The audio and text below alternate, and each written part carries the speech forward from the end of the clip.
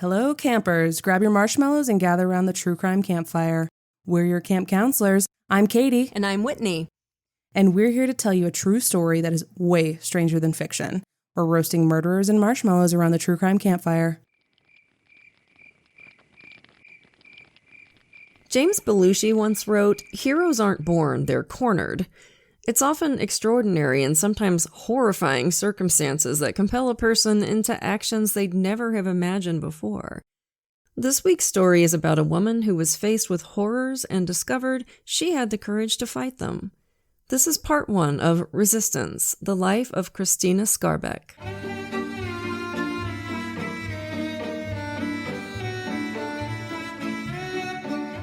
So, campers, we're starting this one on August 17th, 1944, in the town of Digne, France.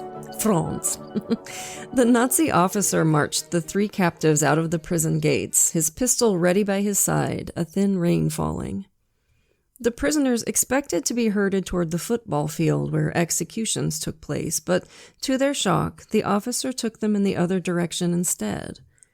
"What a wonderful woman you have," he said to one of the prisoners. He led them over to a car and ordered them into the back, then got in and gave the driver instructions. The roads into the town were blocked, but with an official vehicle racing at them, the guards stood aside and let it through. After the first bend, the car stopped. Against the white wall of a farm building stood a woman, and the prisoners suddenly knew they'd been rescued. Krystyna had rescued them, just as she had helped rescue thousands of others during the war. Maria Krystyna Janina Skarbek was born in Warsaw on May 1st, 1908. At the time, and for over a century beforehand, there was no Polish state, with the nation divided up between foreign powers, mainly Russia and Germany.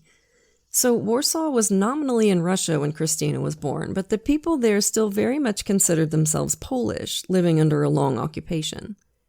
Her family was patriotic nobility. Her father, Count Jerzy Skarbek, proudly traced his lineage back to a medieval shoemaker who had killed a dragon by tricking it into eating a sheepskin filled with sulfur, which made the beast so thirsty that it drank water until it burst. Hate it when that happens. Jerzy was almost a cliché of European nobility of the time, his interests being, and probably in this order, horses, dogs, drinking, gambling, and women. He was impulsive and terrible with money, and although he inherited plenty of land and property, there wasn't a whole lot of actual cash in the family. Horses and gambling are not exactly cheap hobbies, and by his mid-20s, Jerzy was drowning in debt. There's an age-old solution for poverty-stricken aristocratic families: marry someone rich. Jerzy's family arranged for him to marry Stefania Goldfeder, the daughter of a wealthy banking family. His family got financial relief, and hers got connection to one of Poland's oldest families. Arranged marriages are not necessarily a recipe for happiness, and they were not a well-matched couple. Stefania was kind, educated, and intellectual, and Jerzy was a hard-drinking, back-slapping, joke-telling, outdoorsy type. As the marriage grew older, he drank even more, and his jokes with his friends were increasingly anti-Semitic about his Jewish wife and her family. Their first child, Andrzej, was a quiet, gentle kid who took after his mother. Jerzy didn't make much effort to hide his disappointment. 8 years later, Krystyna arrived, and it was soon clear that she took after her father, energetic and fearless. When she was 3, the family moved to a country estate, and she had an extremely privileged, outdoorsy childhood, mostly allowed to run wild. She learned to ride when she could barely walk. Her father adored her, and that affection was returned, not least because Jerzy was home less and less often, so his visits became special and exciting. Disneyland dad, you know. Krystyna was very much a daddy's girl. When she was 12, her dad took some friends over to show off his stables and discovered that his ferocious black stallion, Satan, was missing. The last person to ride him had been thrown, breaking both his legs. I think the problem is that you named him Satan. Like, it's like, I've never met a well-behaved dog named Loki. Like, they're all psychopaths. He'd probably be less of an asshole if you named him Ralph or something. Definitely. Oh, my God. Krystyna had been, of course, forbidden to ride him, so obviously after a couple minutes they saw Satan trotting back with Krystyna calmly sitting on his back. By this time, Poland had finally become independent after the end of World War I and was in the process of beating back an invasion by a newly communist Russia. There were stories of patriotic heroism everywhere, which made a deep impression on Krystyna. When she was 14, with the nation finally stable and at peace, Krystyna's parents felt it was safe to send her to a convent school hundreds of miles away. She wasn't happy there. Get out, right? This was a school for aristocratic girls, many of whom looked down at Krystyna for her Jewish heritage.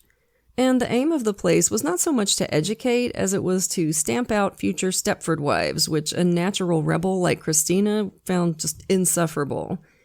She wasn't there for long, though, because she set a priest on fire. All right. It wasn't as bad as it sounds. The girls had to attend mass every morning before breakfast, standing with candles while the priest droned on through his catechism. One morning, Krystyna had the sudden thought, is he pious enough to carry on talking even if his cassock is on fire? I think that's a question we've all asked ourselves in church, right? She wasn't a girl who wasted much time once she had a great idea. She thought the cassock would just smolder, but it went up like a dry Christmas tree, and she immediately helped beat out the flames. Oh, God.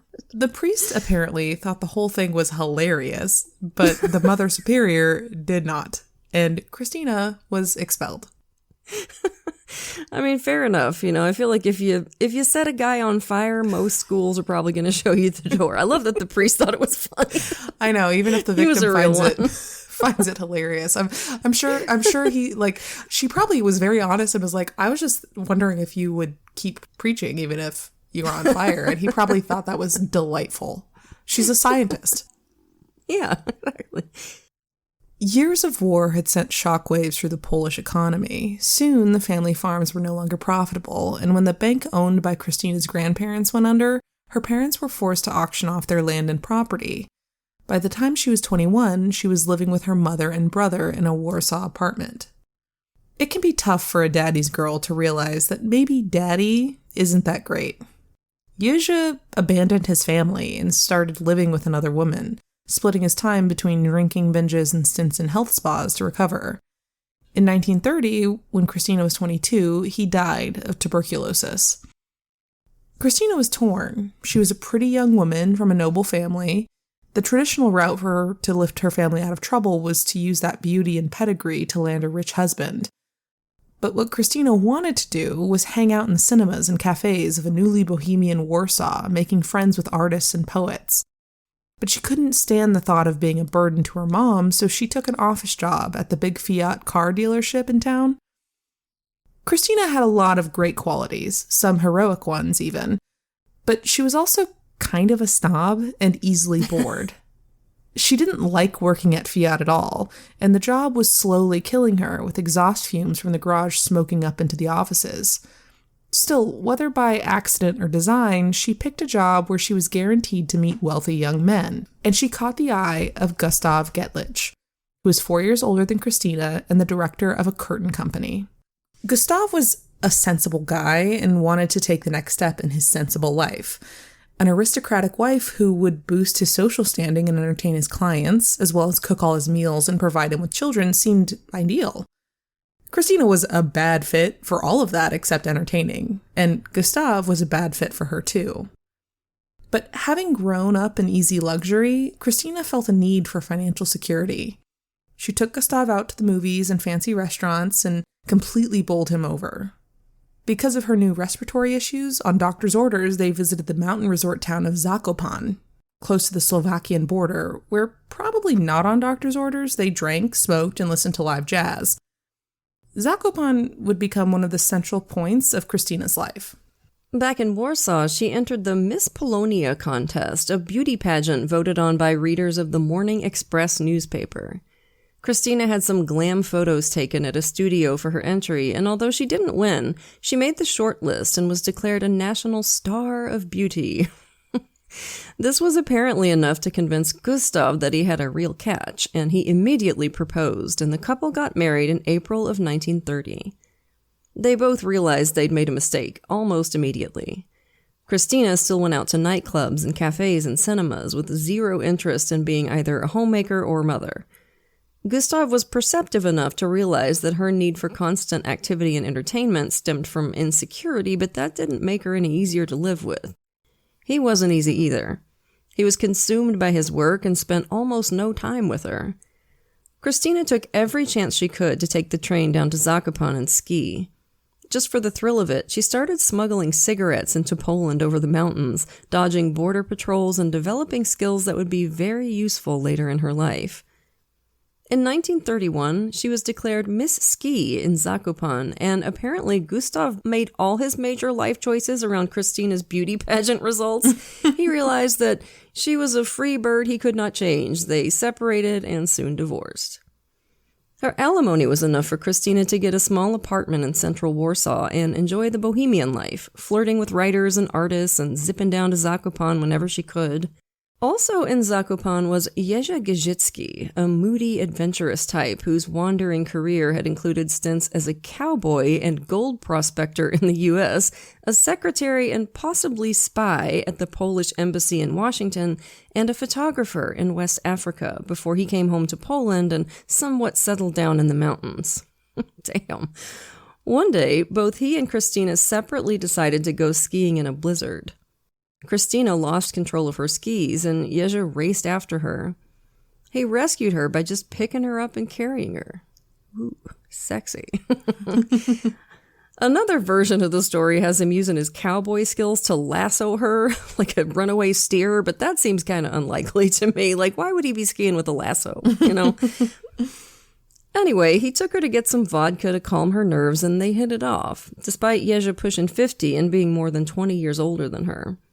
As he succinctly wrote later on, we liked each other, and despite some considerable difference in our ages, we became lovers. Then we got married.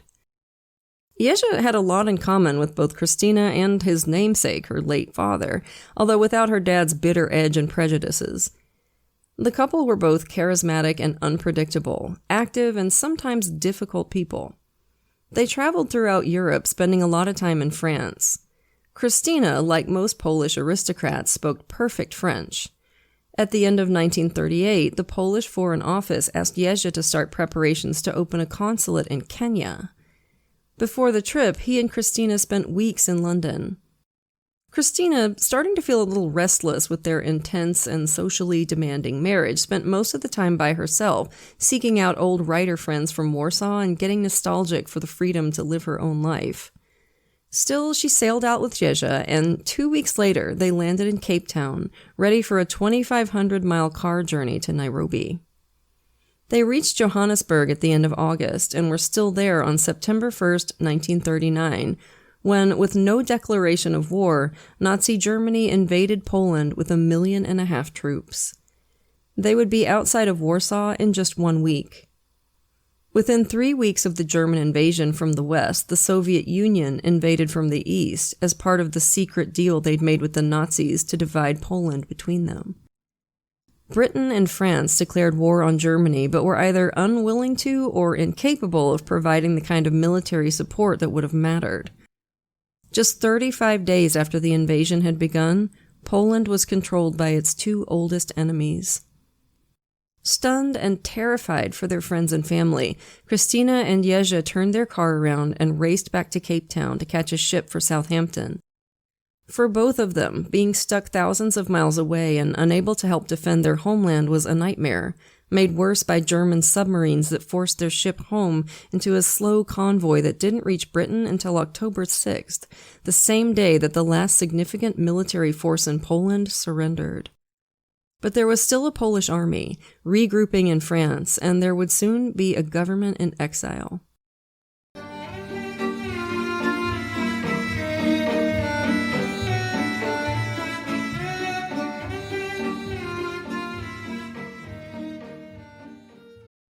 Does anybody else feel like August is the Sunday of summer? It's still excruciatingly hot, but cool, cozy autumn days are so close you can almost taste the pumpkin spice. Now is the perfect time to hit reset for autumn, and for me that always starts with my wardrobe.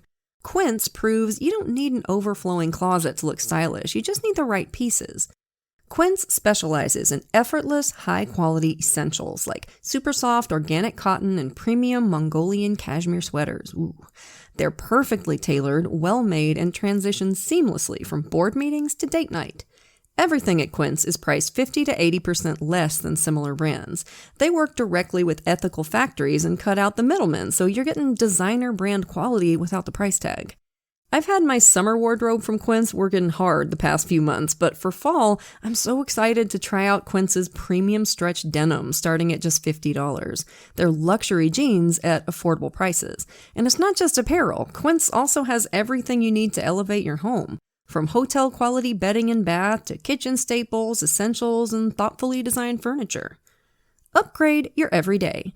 Download the Quince app for app-exclusive offers or go to quince.com/campfire. Get free shipping on your order and 365-day returns. Now available in Canada and the UK, too.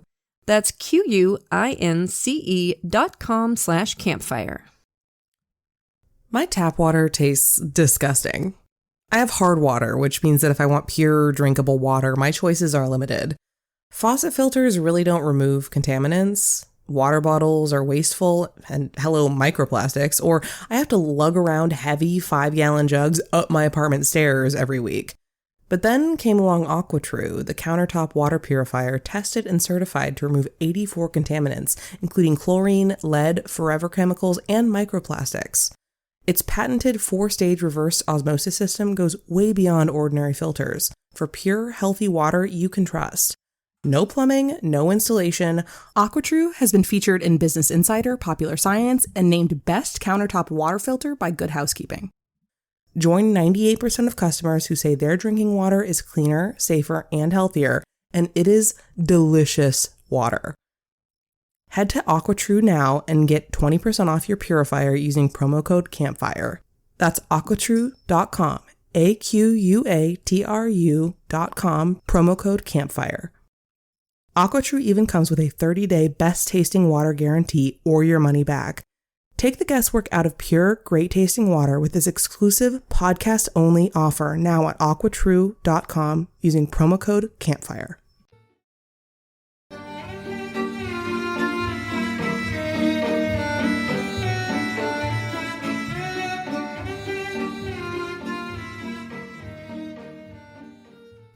Yizha traveled to Paris to try and sign up, but much to his disgust, he was rejected due to being over 50 and still plagued by the after effects of several serious ski injuries. On the long voyage to Southampton, Krystyna had come up with her own way to aid her homeland, with a plan to ski into Poland across the Carpathian Mountains from Hungary with British propaganda material to take to Warsaw using the smuggler's contact she made in her youth. The Nazis were doing their best to discourage the huge Polish resistance movement by telling them they'd been abandoned by their allies, and anything that counteracted that effort had real value. The day she landed in Southampton, Krystyna took the train to London, and the day after that she was in touch with the Secret Intelligence Service. A lot of the time with secret spy stuff, it's impossible to know exactly how everything happened, and that includes Krystyna's quick introduction to British intelligence. Both she and Yezha knew Freddie Voigt, a British journalist who had covered the rise of Nazi Germany and spent a lot of time in Poland, and Voigt was connected with a huge number of people in British intelligence and diplomacy.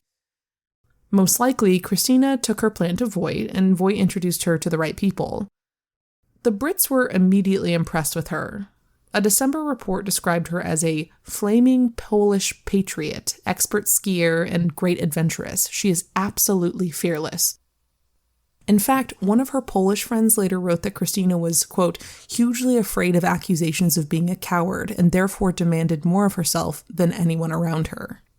That drive to prove herself would be invaluable to the British. The agents for the SIS were theoretically anonymous and hidden behind code names and false identities, which was a little ridiculous because this was Britain in the mid-20th century and almost all of their recruits had gone to the same posh schools and knew each other on site. And these weren't positions you applied for. SIS approached likely candidates rather than the other way around. Krystyna just marching in and saying, "I can help you," was unheard of. Wow. There were ridiculous elements, but for the most part, these were very competent and brave people. Field work in occupied countries, like Krystyna's proposal, would soon be taken over by Churchill's new Special Operations Executive, the SOE, and it was terrifyingly dangerous work. Around 25% of male operatives wouldn't come home. Krystyna was the first of many female SOE agents, and the work was even more dangerous for them. 1 in 3, maybe even more, of these agents would be killed in action, most of them executed by the Nazis after capture. For Krystyna, both a Pole and a Jew, capture would almost certainly be fatal. On December 20th, Krystyna's plan was approved, and the next day, after a tearful departure from Uzsa, she flew to Paris to catch a train to Budapest, Hungary, which would be her base of operations. Her recovery was as a French journalist, which was entirely believable.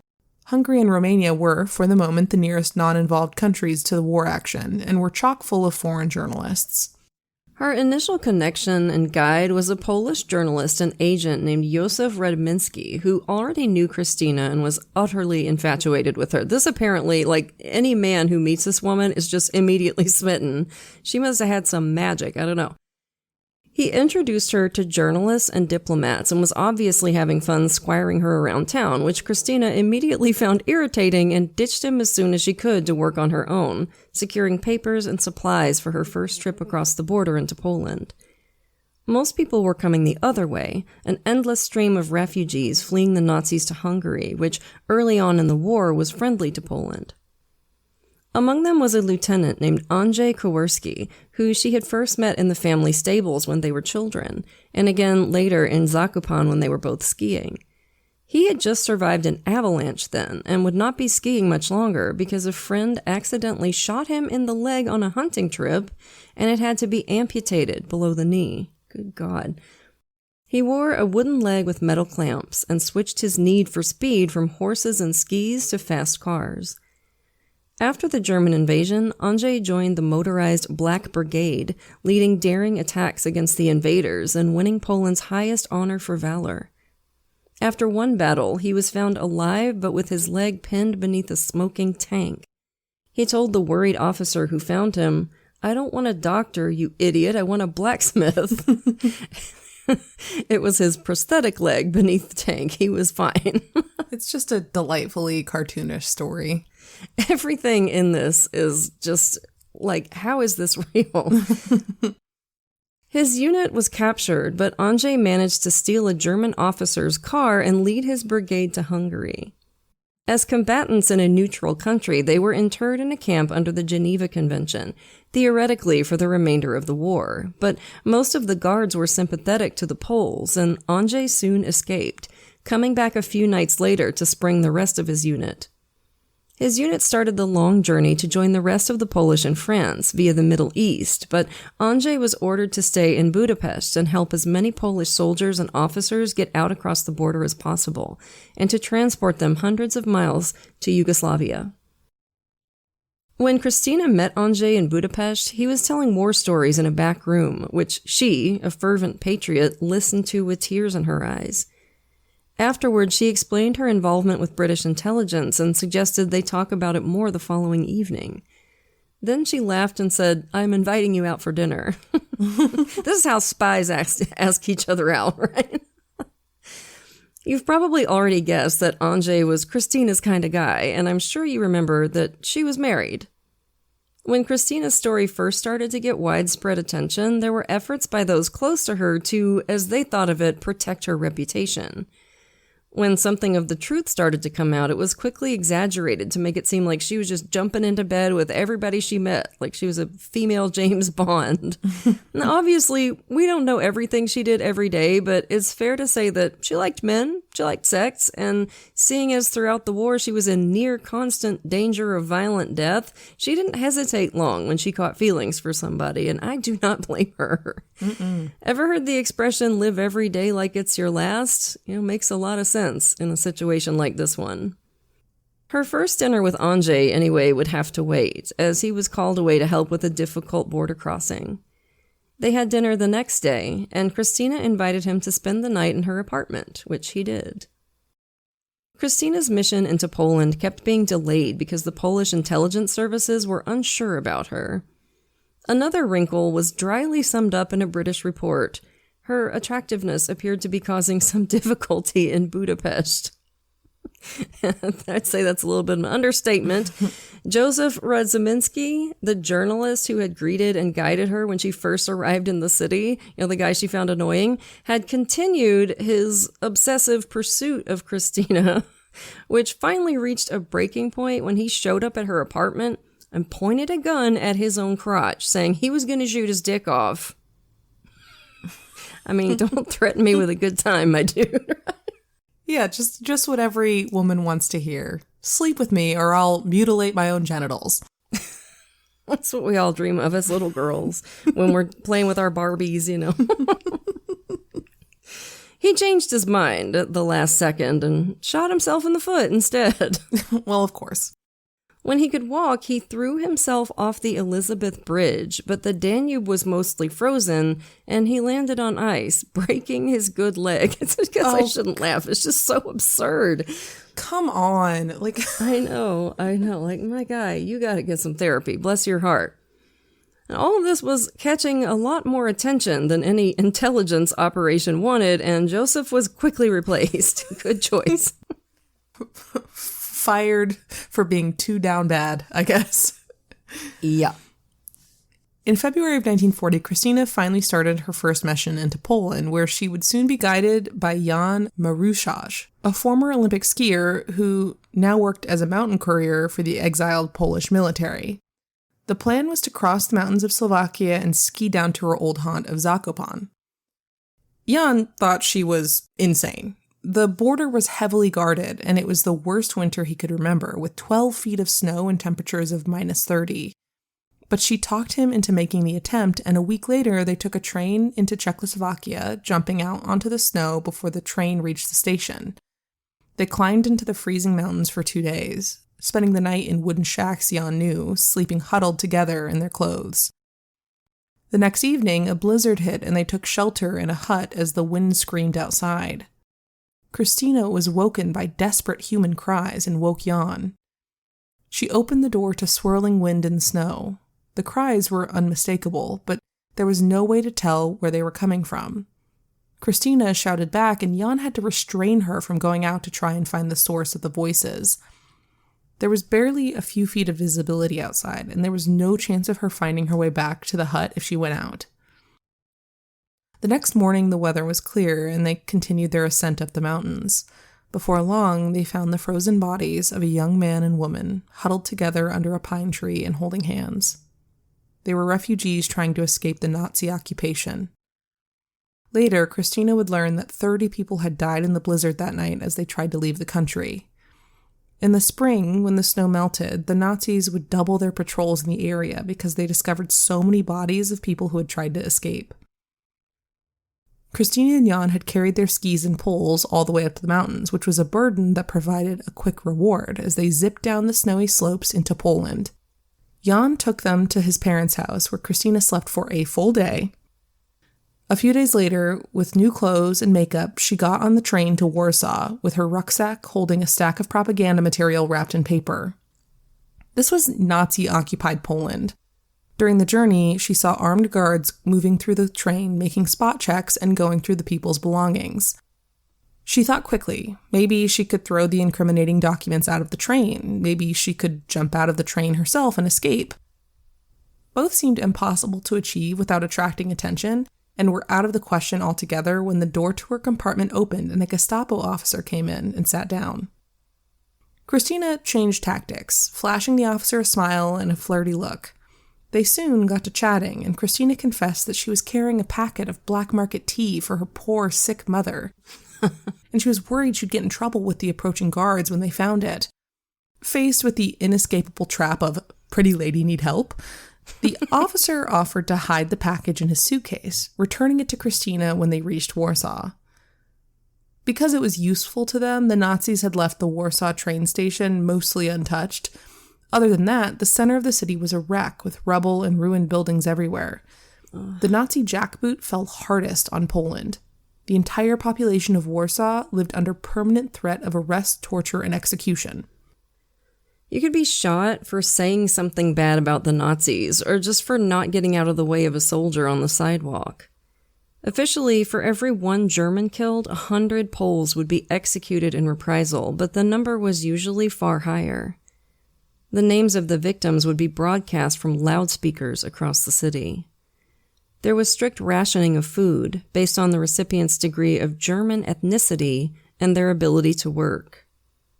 Poles were forbidden from owning radios or publishing any uncensored materials. The Nazis controlled education in the city, with Himmler decreeing that Polish children should be taught only to count to 500, to write their name, and to know that by divine order they owed obedience to the Germans. Barf. Heavy-handed stuff like this hardly ever works. It just provides the population with a common enemy. As the Germans squeezed more tightly, it only made the Polish resistance more determined. Poland was the only occupied nation that never had a significant problem with locals collaborating with the Nazis, and it was the most dangerous posting for Germans other than the front line, especially for officers who were often assassinated. There were many well-organized resistance groups, not all of whom trusted or cooperated with each other, and it was these that Krystyna had been sent to with her propaganda stuff. First, though, she went to find her mother. As brutal as the German occupation of Warsaw was in general, everything was worse for the city's large Jewish population. Jews were required by law to register their ethnicity with the authorities, then crammed into the newly established ghetto, where almost 500,000 people had to live in less than 1.5 square miles. Starvation and disease were rife.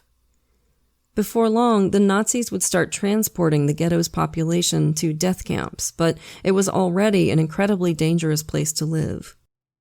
Not as dangerous as living outside the ghetto, though, where any Jewish person could be shot by the authorities. Stefania Skarbek, Krystyna's mom, was still living quietly out in the suburbs. She had refused to register as a Jew and be moved into the ghetto, convinced that her noble surname and decades-old conversion to Catholicism would protect her. This was early in the war, and the full extent of the Nazis' barbarity wouldn't be known for a long time, but Krystyna's work in intelligence gave her a better idea than most about what was going on. She begged her mom to leave Warsaw, but Stefania refused, despite the danger. That danger didn't only come from her Jewish heritage. She taught at a secret school, providing children with a real education rather than the stunted version mandated by the Nazis. The last time the Nazis had uncovered a school like that, they had immediately hanged the teachers from the balcony. She refused to flee the city. I know Krystyna was a daddy's girl, but I think she might have taken after her mama too. Absolutely. And there are schools like that in Afghanistan, by the way, like Taliban occupied, and the women have been executed for trying to teach. It's just absolutely awful. Ugh.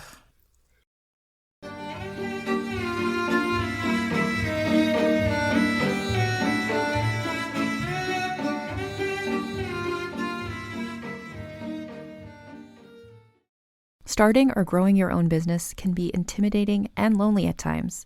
Your to-do list may feel endless with new tasks, and lists can easily begin to overrun your life. So finding the right tool that not only helps you out, but simplifies everything as a built-in business partner can be a game changer. For millions of businesses, that tool is Shopify. Shopify is the commerce platform behind millions of businesses around the world and 10% of all e-commerce in the US. From household names like Gymshark, Rare Beauty, and Heinz, to brands just getting started. Shopify has hundreds of ready-to-use templates that can help you build a beautiful online store that matches your brand's style. And you can tackle all the important tasks in one place, from inventory to payments to analytics and more. No need to save multiple websites or try to figure out what platform is hosting the tool that you need. And if people haven't heard about your brand, you can get the word out like you have a marketing team behind you, with easy-to-run email and social media campaigns to reach customers wherever they're scrolling or strolling. Start your business today with the industry's best business partner, Shopify, and start hearing. Sign up for your $1 per month trial today at shopify.com/realm. Go to shopify.com/realm. That's shopify.com/realm. Teens share everything. That may include the bacteria that can cause meningococcal disease known as meningitis. Even if your teen's been vaccinated in the past, they could still be missing meningitis vaccinations. Ask your teen's doctor or visit meningitis.com today. Sponsored by GSK.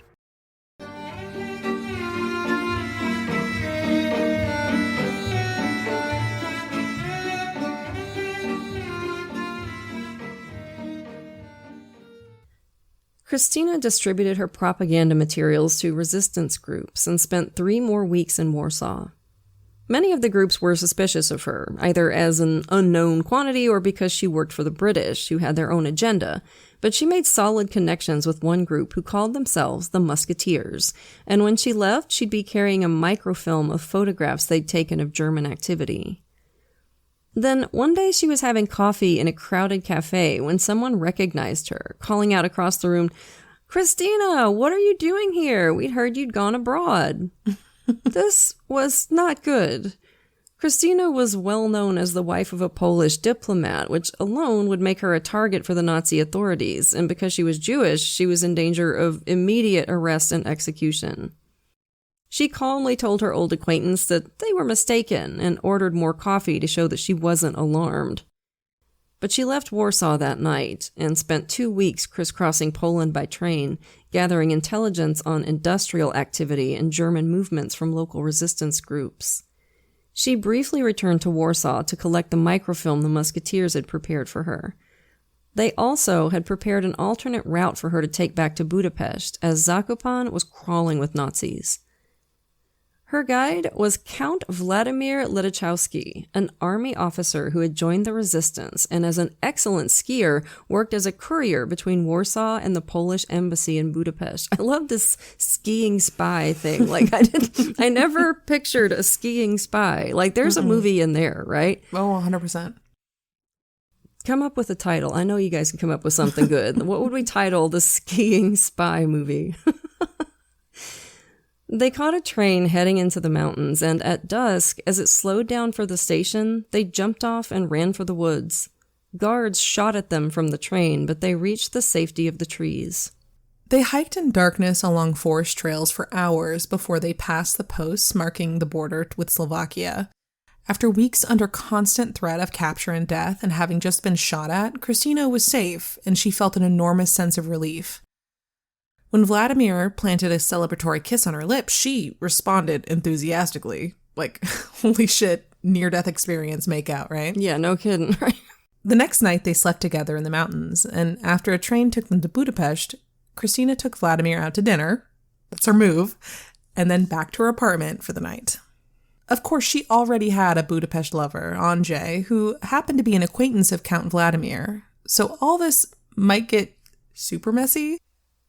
But in the end, it only got a little messy. Both men quickly figured out what was going on, and the three of them settled into a kind of unspoken arrangement.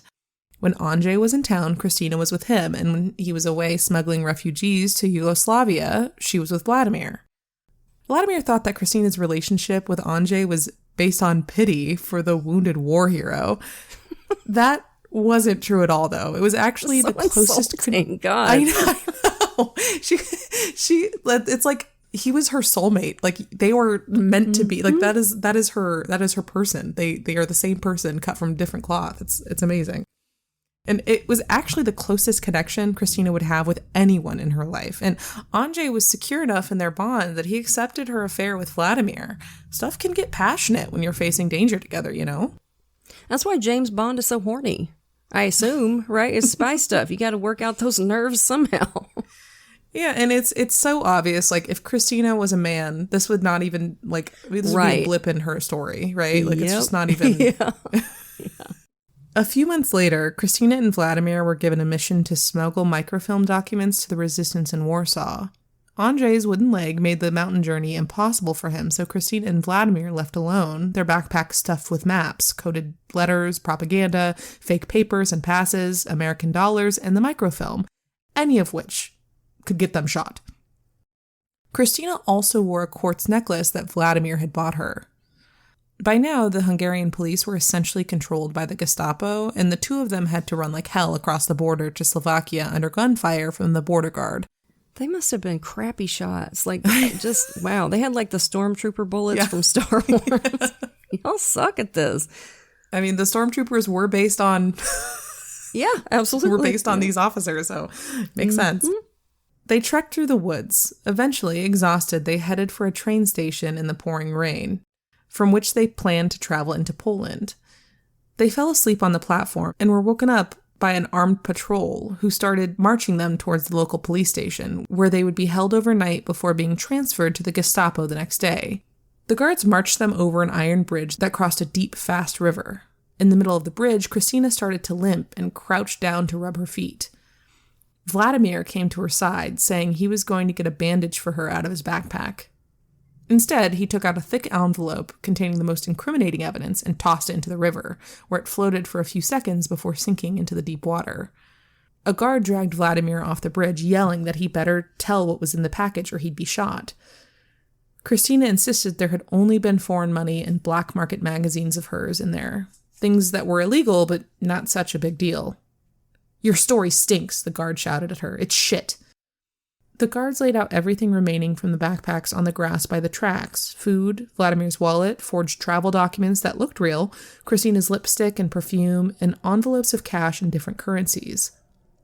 The money was the most suspicious thing. It also rapidly disappeared into the guards' pockets. But then they found a Madonna pendant that Vladimir wore around his neck. This was a secret badge of his resistance group, but he could tell by how excited the guards were to find it that it wasn't a secret anymore. He thought he was about to die and started thinking quickly about how he could get some of the cyanide hidden in his pocket to Krystyna. But then one of the guards held up Krystyna's quartz necklace to examine it in the light of their only flashlight. Krystyna, the smartest human on earth, this is so cool, Krystyna yelled, "My diamonds!" and grabbed for the necklace, breaking the chain and scratching the guard's face. He slapped her face with one hand while trying to grab the falling gemstones with the hand that held the flashlight. Vladimir slapped the flashlight out of his hand and, in the sudden darkness, grabbed Krystyna and pulled her up the embankment beside the train tracks. Then they threw themselves down the slope on the other side as gunfire erupted behind them. The woods were close, and in moments they were dashing through the wet branches, then slipping down a long slope. The guards decided that staying back with the money and jewels, diamonds, was better than chasing through the woods at night. The mission to Poland was a bust, but they'd survived. Absolutely amazing. And 2 days later, they crossed back into Hungary, reaching Budapest the next evening. They'd left behind Krystyna's fake travel documents, though, which included her photograph. Her picture was soon displayed in every train station in Poland, with a hefty reward for her capture or execution. A lot of the resistance couriers within Poland were women, and because they had to frequently travel through checkpoints with fake identities and carrying incriminating evidence, it was among the most dangerous jobs in the entire operation. A courier who survived even a few months of work was incredibly rare. With her portrait everywhere, it would be a death sentence for Krystyna to go back to Poland. Instead, she joined in Andrzej's dangerous work of smuggling escaped Polish and British POWs through Hungary, while smuggling money, guns, and explosives in the other direction. Their work rescued thousands of people. Vladimir was ordered to join with the Polish army in Palestine and would win medals for courage fighting in North Africa before being wounded and transferred to intelligence work.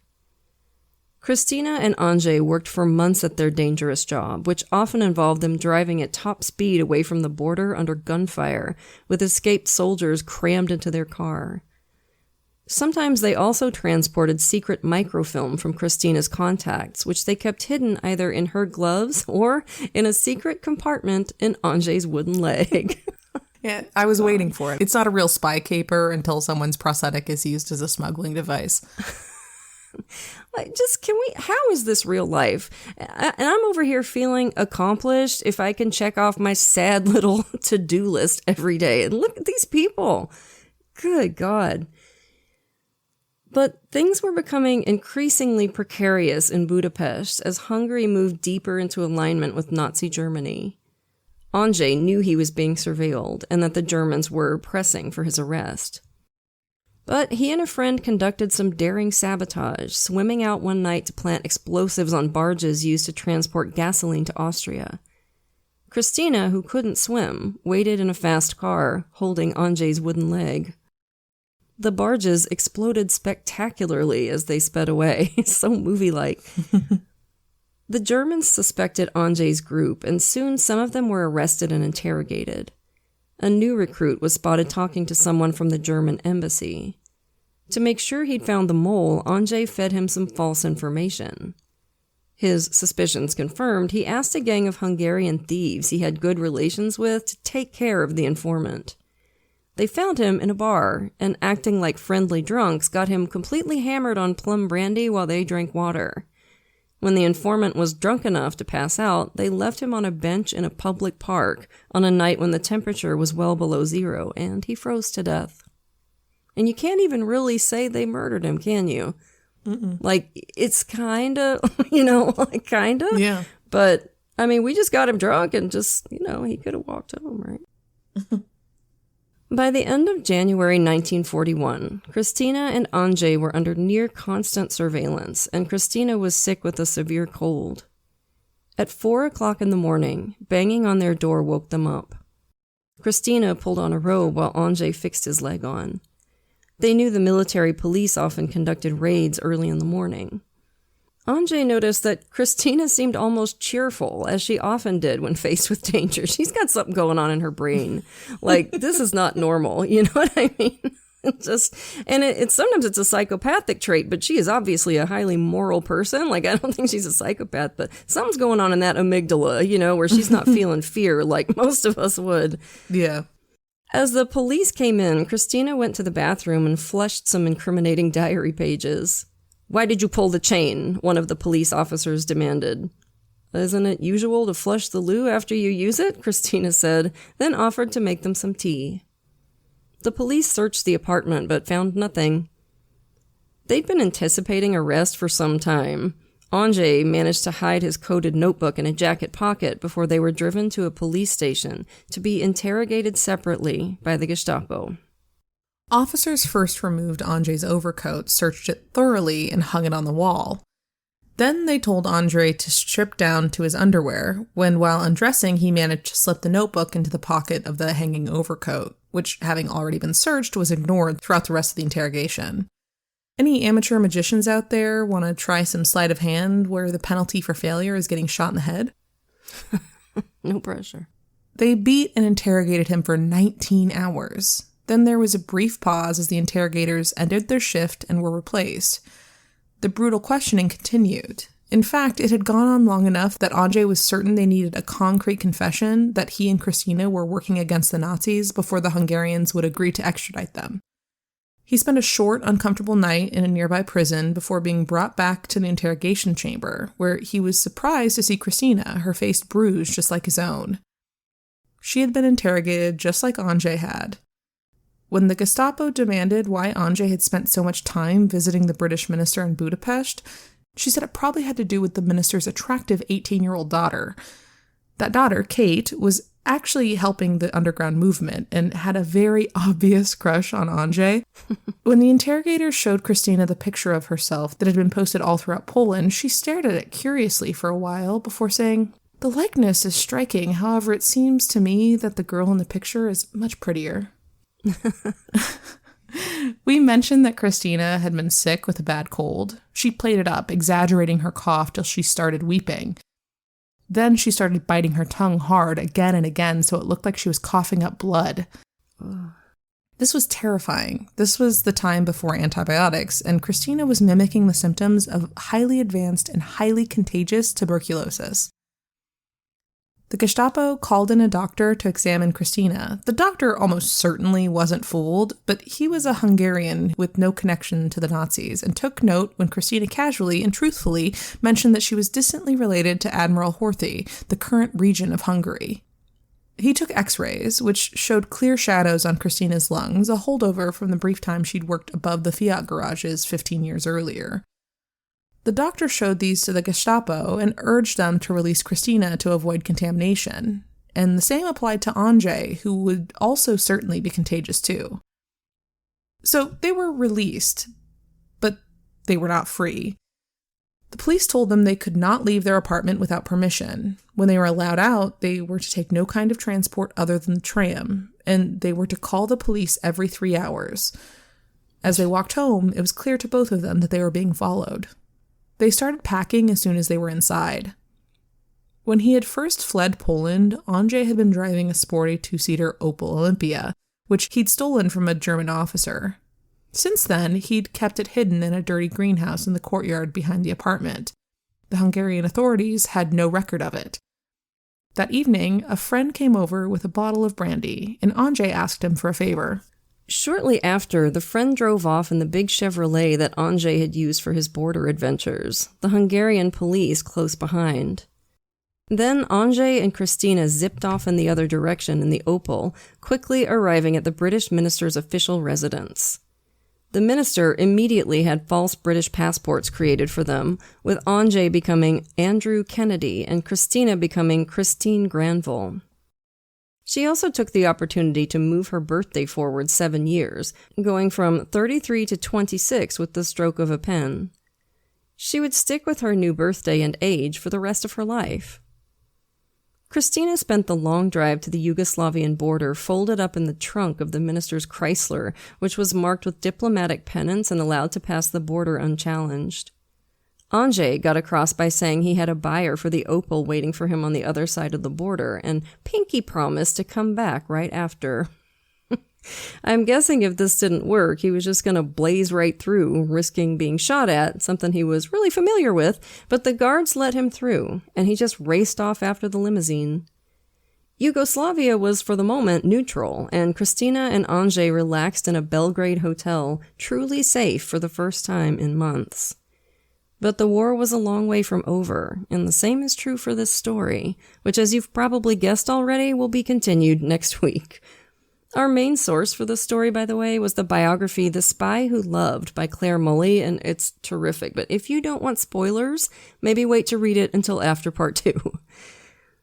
Now, before we go, don't forget about our 2 amazing live shows coming up. First, we've got Summer Camp, September 10th through 13th, an awesome 4-day festival in Equinunk, Pennsylvania, hosted by Dan and Lindsay Cummins of Time Suck and Scared to Death. We'll be performing live alongside them and the podcast Astonishing Legends, in addition to a roster of hilarious stand-up comedians and local bands. Go to badmagicproductions.com for more info and to buy tickets. Then we've got our True Crime Cruise, CrimeWave 2.0, February 8th through 12th, 2027. If you want to come to the Bahamas with us and some of the biggest true crime and paranormal podcasts in the world, like Case File, Unexplained, Last Podcast on the Left, and True Crime Garage, here's what you got to do. Tickets are on sale, but they are almost sold out. So if you want to go, make sure you get over to crimewaveatsea.com/campfire and book your cabin ASAP. You'll get $100 off, plus a private meet and greet with us. And the cool thing is you can pay for it all at once, or you can set up a payment plan and pay it off over time. So get on it, y'all. You do not want to miss this cruise. It's so much fun. That's crimewaveatsea.com/campfire. So that was a wild one, right, campers? We'll have part 2 for you next week. But for now, lock your doors, light your lights, and stay safe until we get together again around the True Crime Campfire. And as always, we want to send a grateful shout out to a few of our lovely Patreon supporters. Thank you so much to Rich, Nico, Lance and Rhonda, and Brandy. We appreciate y'all to the moon and back. And if you're not yet a patron, you're missing out. Patrons of our show get every episode ad-free, at least a day early, sometimes more, plus tons of extra content, like patrons-only episodes and hilarious post-show discussions. And once you join the $5 and up categories, you get even more cool stuff. A free sticker, a rad enamel pin, or fridge magnet while supplies last, virtual events with Katie and me, and we're always looking for new stuff to do for you.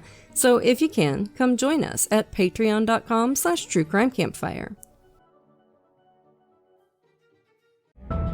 The war is over, and both sides lost. Kingdoms were reduced to cinders, and armies scattered like bones in the dust. Now the survivors claw to what's left of a broken world, praying the darkness chooses someone else tonight. But in the Shadow Dark, the darkness always wins. This is old school adventuring at its most cruel. Your torch ticks down in real time, and when that flame dies, something else rises to finish the job. This is a brutal rules-light nightmare with a story that emerges organically based on the decisions that the characters make. This is what it felt like to play RPGs in the 80s, and man, it is so good to be back. Join the Glass Cannon podcast as we plunge into the Shadow Dark every Thursday night at 8 p.m. Eastern on youtube.com/theglasscannon, with the podcast version dropping the next day. See what everybody's talking about and join us in the dark. From the parents behind Law & Order comes a mystery the whole family can enjoy. Patrick Picklebottom Everyday Mysteries. Step into the whimsical world of Patrick Picklebottom, a precocious 11-year-old with a love for reading and an uncanny ability to solve mysteries. Inspired by the beloved children's book of the same name, this podcast vividly brings Patrick's tales of deduction and everyday adventures to life as he unravels baffling enigmas and solves clever cases. Patrick Picklebottom Everyday Mysteries is perfect for kids and is just as entertaining for grown-ups who love a good mystery. The whole family can listen now, wherever you get your podcasts.